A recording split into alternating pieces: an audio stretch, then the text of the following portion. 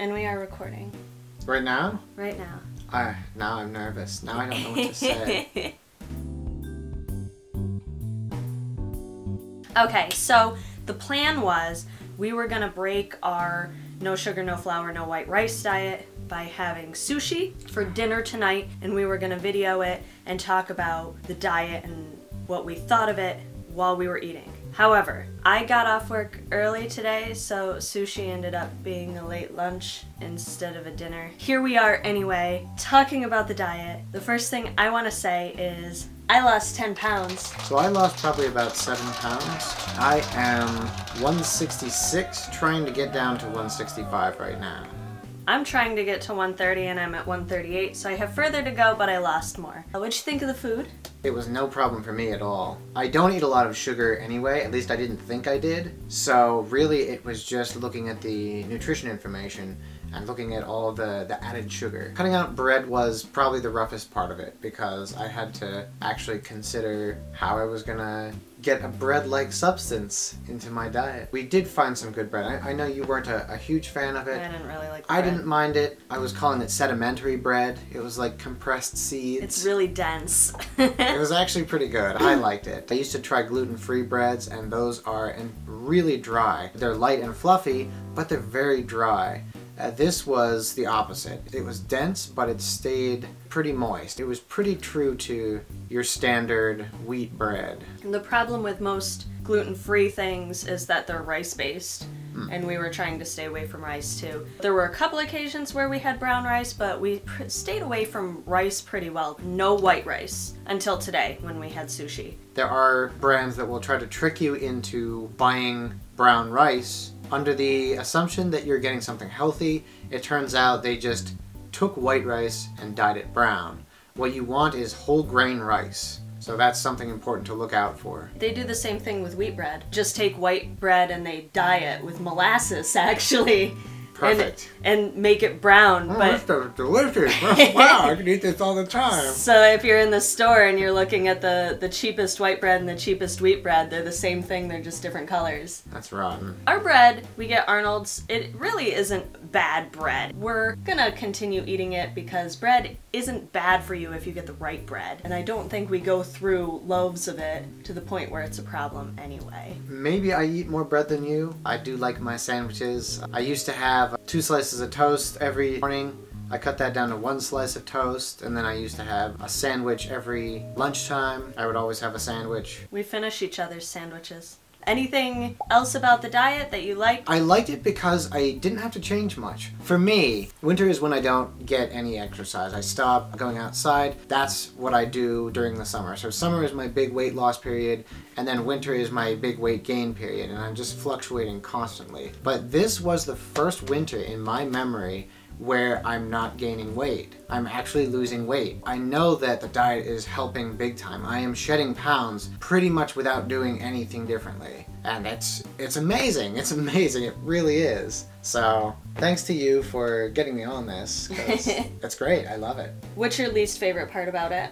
Just having to be careful. But I mean, it's not too bad. The one thing that I was doing that I had to give up was I would have a drink every night. So I would have a mixed drink. No alcohol. We didn't do Yeah, alcohol either. and that was easy enough. I don't drink very much as it is, so that was easy enough to give up. What I was afraid of was giving up my portion size, having to control portion size, because that's usually where I don't like diets. Yeah. But with this, it was really easy. I mean, I was still eating just as much. Mm-hmm. I was just eating the right stuff. So our plans for next month is we're not completely going off of the diet. We are generally going with the no flour, no sugar, no white rice, but we are having what I'm calling one cheat meal a week. By cheat meal, I mean we'll have barbecue sauce that day or stuffing.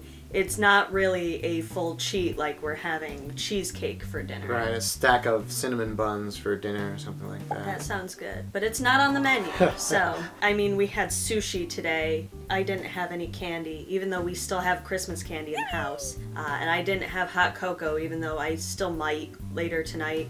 But our hot cocoa even is low sugar. And Right. hot cocoa in general, honestly, if you look at it, it's only got 6 grams of sugar. So it's really not that bad to begin with in comparison to, say, a bar of chocolate. So we aren't just jumping back into sugar.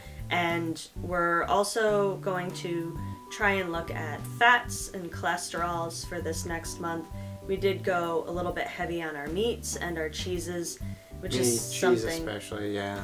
which is something we need to be more mindful of too. That's our focus this coming month that we didn't really focus on last month. But other than that, I mean, we're using a lot of the same recipes. We already have our meal plan set up. A lot of the same ideas with food prep and spreading out when we have our cheat meals and our red meat. That's something else that we're limiting. We're looking at more vegetable-based meals so it isn't just meat all the time. And I think we have officially converted pasta to the soy-based. Oh yeah, that was the best find of the whole diet, in my opinion. We got these soybean noodles of different varieties. They had the edamame noodles, soybean and black soybean. In my opinion, they were mostly just different colors of the same thing. You preferred the edamame noodles. For me, what was really different about them was, for one, back when I was gluten-free, a lot of the noodles that you could get for that would just break apart in water. If you did not boil them to the exact right temperature, the exact right time, they would just fall apart and they would become a disgusting mess. These were really easy to cook. They turned soft as soon as they hit the water, but you would still cook them the full 5 minutes or whatever it was. And they were really good. They weren't grainy. They had like a rough surface texture, so they held a lot of sauce. Yeah. That's what I noticed, is that when you're eating just like a normal wheat pasta, the sauce just slides off. So you get a spoonful and most of your sauce is left behind depending on what kind of pasta you're eating and what the viscosity of your sauce is. What viscosity you need? These like gripped sauce. So you're picking up a good wad of noodles and sauce in every bite. And I loved the texture. I don't even think about having normal pasta again, except for wagon wheel shapes and stuff like that. I ate less of them. I felt like they filled me up more. And maybe that's in my head because it's soy, but they have protein. So you're not filling yourself up with simple carbs. You're filling yourself up with some good hearty protein. That's something that I think we're just gonna stick with as a permanent. And there's some things from the first time that I did this that I stuck with. I always get Duke's mayonnaise because it's sugar-free. Because why not? It tastes the same as other mayonnaise, so why would I get mayonnaise with sugar in it? It's just cutting out sugars in little ways like that so that you can have sugar where you really want sugar, and for me that's ice cream. And come summer, I don't want to not have ice cream because I'm gaining weight at an unreasonable pace. Like last year, where I was guilty every time I got ice cream, and the guilt made me want to get more ice cream. And I just ended up eating way too much and gaining weight at a ridiculous pace. It wasn't healthy. So even though I'm not obese, I still needed to do something about the way I was eating. It wasn't good for me. I wasn't headed in a good direction. And I could either stop it now or stop it later. And I figured, why not stop it now? And for me, as far as incorporating sugar back in, I think that would mostly just be with like sauces, like you were saying, barbecue sauce. You're more of a sweet person and I'm more of a savory person. And together we are sweet and savory. But yeah, just incorporating back in things like barbecue sauce, not having to worry about what kind of ketchup I'm using or something like that. That's probably how I would get sugar back into my diet, if I even have to. The fact that it was so easy, well, I shouldn't say it was easy to find stuff that was sugar-free, because it's really not. Sugar is in a lot of stuff. But once you find your set of things that you feel are just as good as what you're used to, yeah, I don't know. I'm just thinking, why... If I can find a good sugar-free barbecue sauce, that'd be great. That'd be amazing. I could just cut out sugar entirely and not worry about it. Barbecue sauce is half sugar, so... Don't be defeatist. I think the hardest part of the diet was the shopping, going through the aisles, looking at all the labels, just trying to find... we ended up the one time buying $8 Alfredo sauce just because we couldn't find any Alfredo sauce. And I know they make it, Ragu Alfredo sauce.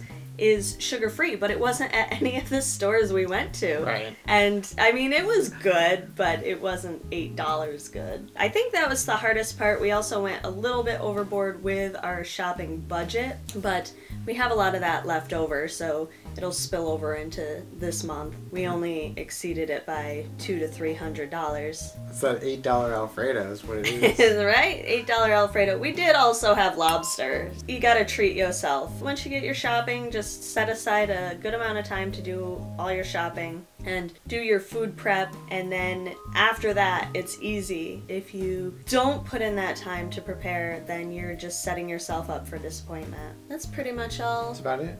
we gotta say. Thanks for following us on this journey. It was fun. Until next time. Until next time. What else is there to say? Plans Augment. for next month? Nitwit. Tweak.